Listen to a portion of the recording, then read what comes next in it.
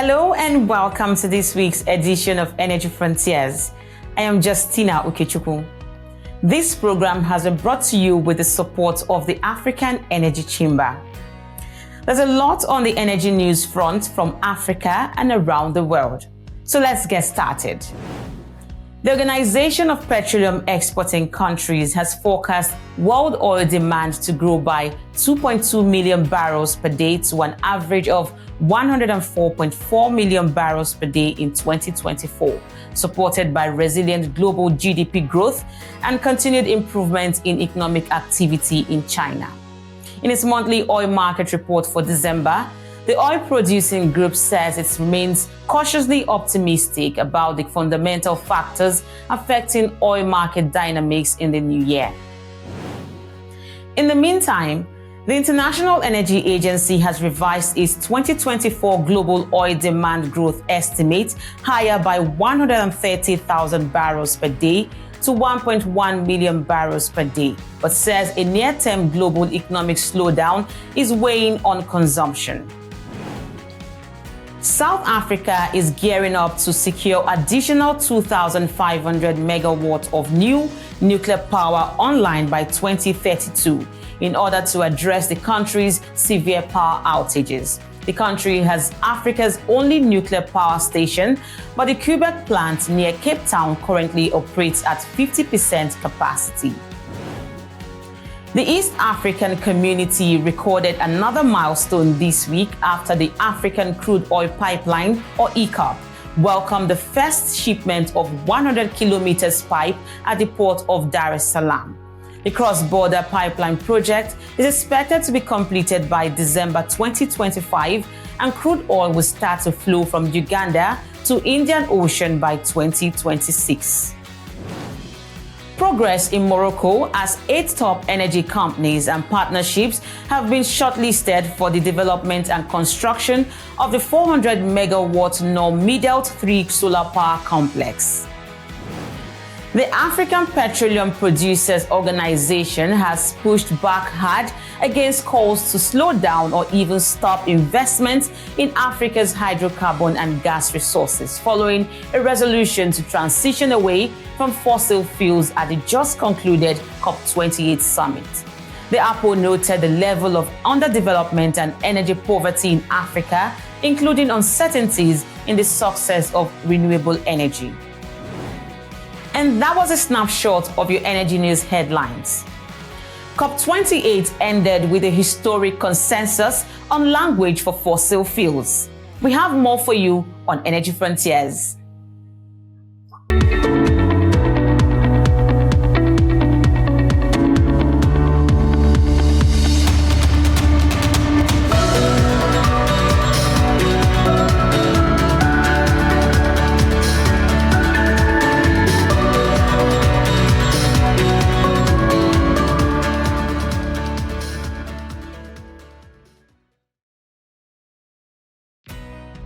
Welcome back. The 2-week-long COP28 climate talks in Dubai ended with a decision on the world's first global stocktake, a pledge by 200 nations to transition away from all fossil fuels, which marks a significant turning point in the fight against climate change. Speaking at the presidential closing plenary, the COP28 president, Sultan Al Jaber, asked nations to swiftly and fairly transition their energy systems through a just and orderly approach. By following our North Star, we have found that new path. We have delivered a comprehensive response to the global stocktake and all other mandates. Together, we have confronted realities and we have set the world in the right direction. We have given it a robust action plan to keep 1.5 within reach. And we delivered world first after world first. A global goal to triple renewable energy and double energy efficiency. Declarations on agriculture, declarations on food, declarations on health, many more oil and gas companies stepping up for the first time. And we have language on fossil fuel in our final agreement for the first time ever. An agreement is only as good as its implementation.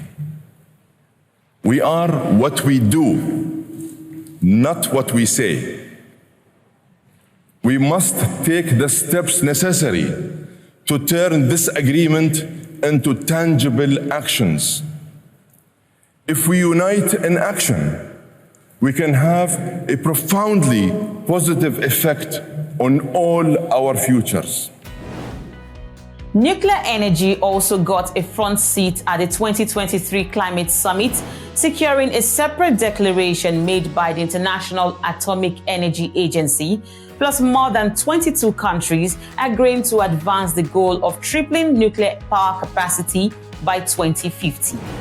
Speaking to me on the outcomes of the COP28, and in particular the nuclear energy deal, was Princess Mtobeni, the founder of Africa for Nuclear, a nuclear energy advocacy group based in Johannesburg.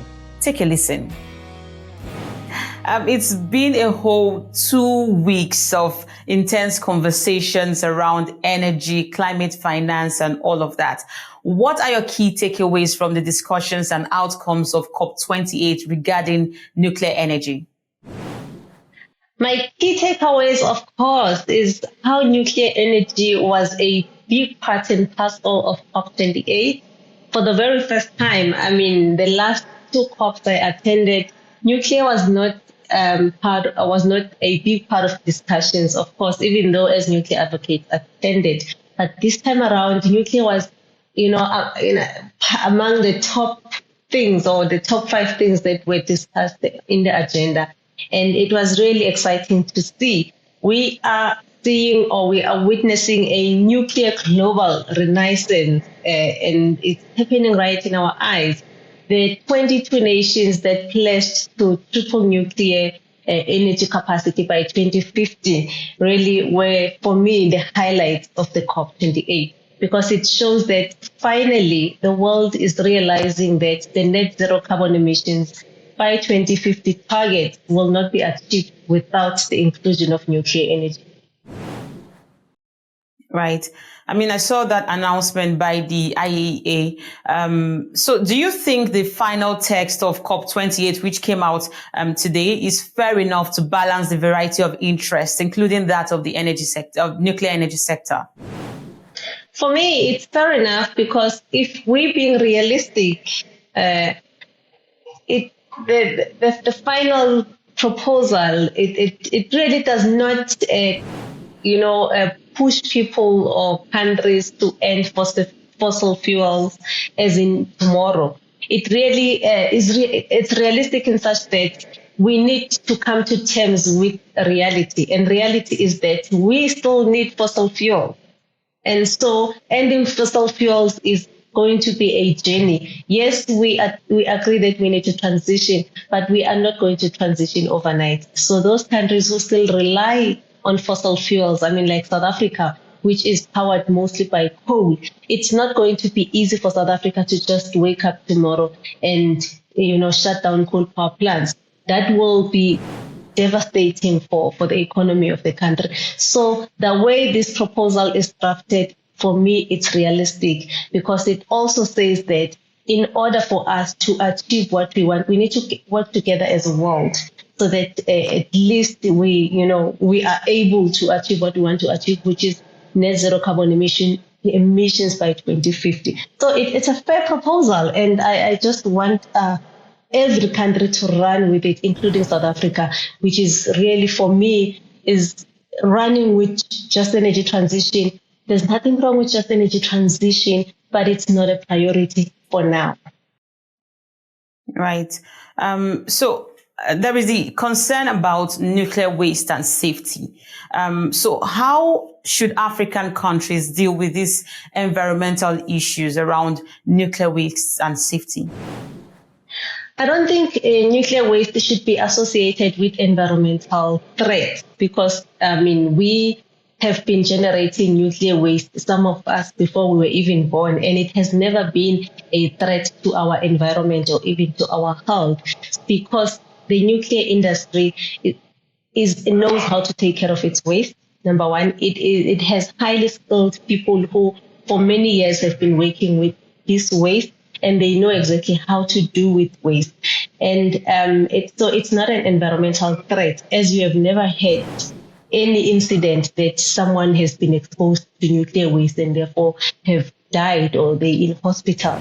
So it has never really been an environmental threat. And I think that's what we need to do to educate people what we mean by nuclear waste and where do we get nuclear waste, because people are under the impression that nuclear waste come from nuclear power plants only.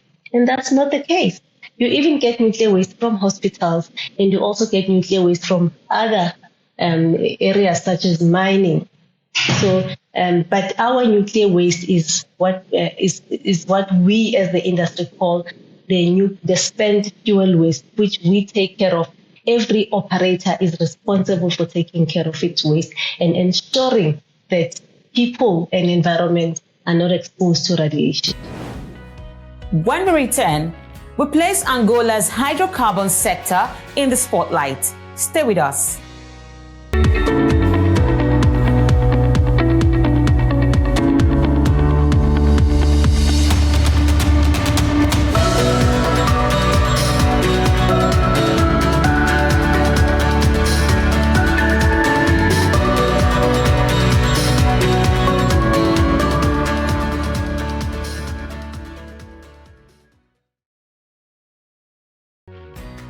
This is Energy Frontiers. As global advocacy increases for a transition away from fossil fuels, Angola continues to develop an enabling environment for its oil and gas industry while incentivizing investments into the sector. The Southern African country hosts some of the world's foremost oil and gas companies, which makes it a candidate for a focus session at the 2023 African Energy Week Summit held in Cape Town last October. Let's give you some excerpts. We do things with our partners, international and national oil companies, to establish an environment where everyone will feel comfortable to stay. We are proud to see that the major oil companies are still in Angola because they believe that they should be there. Others are coming.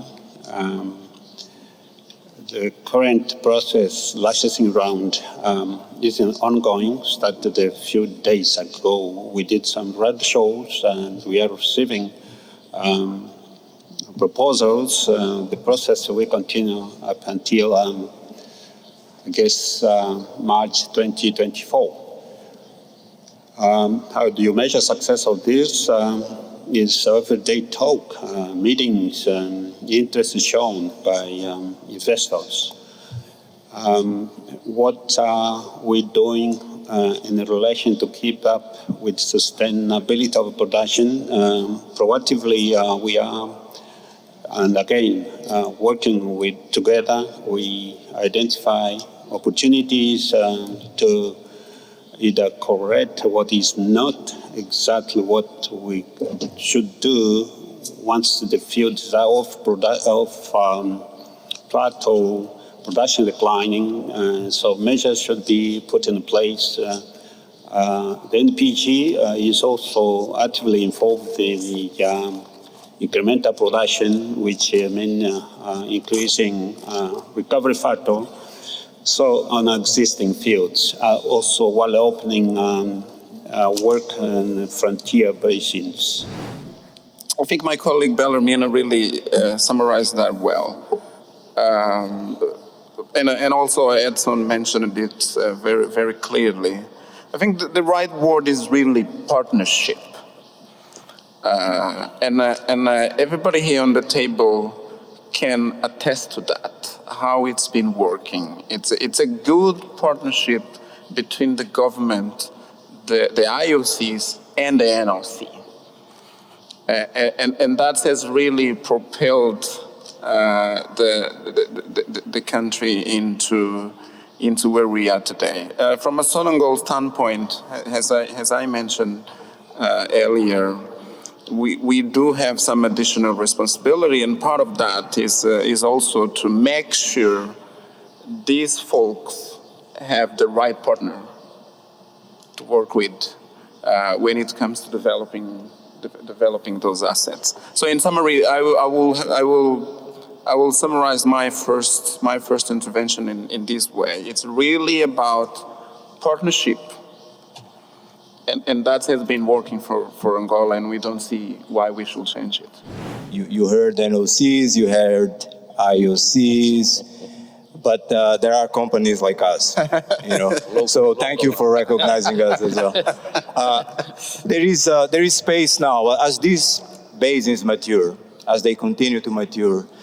There are tremendous opportunities for small to mid-sized companies to come in, join as a partner, and help mitigate the production decline that is hurting the country.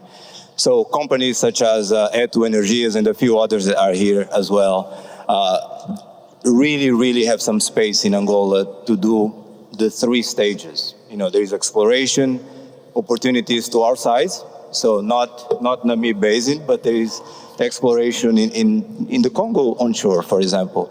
There is development opportunities as well as production opportunities. So think of Angola really carefully. Good opportunities there. From 2019, with the reforms of the sector, many steps that have improved the investment environment has been taken. And I can just say that the exploration in development lease, the marginal field terms. So definitely the environment is improving because the minister and the agency and the partners are trying to understand what the investors need in order to invest more. And the really good situation of Angola that we are all aligned together. We have the same objective. The government, MPG, the investors, we are all aiming to find hydrocarbons and to put them in production as soon as possible. And the flexibility that has been mentioned of the authorities to find a way to help to improve how fast the discovered reserves are put in production is very important. But I would go also beyond that, because having Sonangol as a partner is just having not just a Sonangol, it's not a normal company. It's like to partner with the country itself. And this is why, for example, in the decarbonization area, that it's a very important area that could help to produce and to extend the production of the hydrocarbons. We are partnering as Zule Energy, that we are a kind of strange kind of company, because we are still international, but we are all based in Angola. So we are a new mix that it's still difficult to understand what we are, but we are here. Yeah, again, from a Chevron perspective, I think that partnership has been incredibly important. And we've been in Angola for more than 60 years. That partnership has been there for that entire time. And I'd be willing to bet that when you look at it over time, we've been working together in that partnership to continue to drive that human progress in the country. And you say, okay, so what does that mean from an investor standpoint? That is that ability for us all to grow together. When you take a look at everything that has been achieved from production standpoints, what has been built in the country right there by Angolans, for Angolans, that to me has been absolutely outstanding. And we've done that in partnership, not only with Senegal, but with the government that has enabled those terms. When you take a look at the project sanctity that we've had over that time, that's simply outstanding. And then you take a look at the terms that we have that's available to us today as investors, they are better than when we started. And so I believe that those are all important points when you take a look at where would we continue to invest and why would we invest in Angola. That's what you need to take into consideration.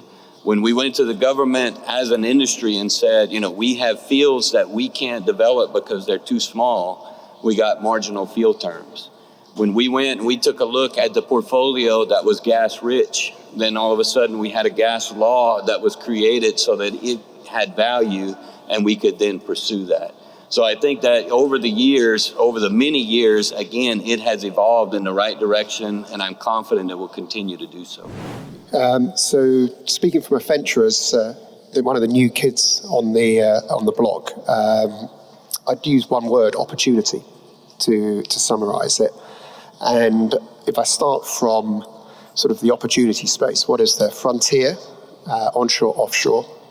There's discovered resources, and then what we're focused on more is the mature field size. And the mature fields, the opportunity is, as we see it, huge. As Angola enters another stage, while it's balancing still the deep water projects, the shallow water has still got 25 to 50 years left to run. And you look at analogies from the North Sea or the Gulf of Mexico.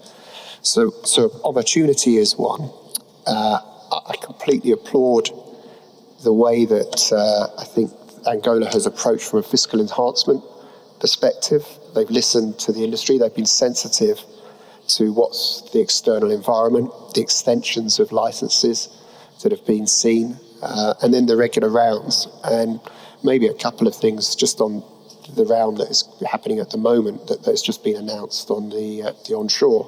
What I think has been pulled out, as I've listened to Dr. Alcides, is listening again to the industry, to what does the industry need to invest.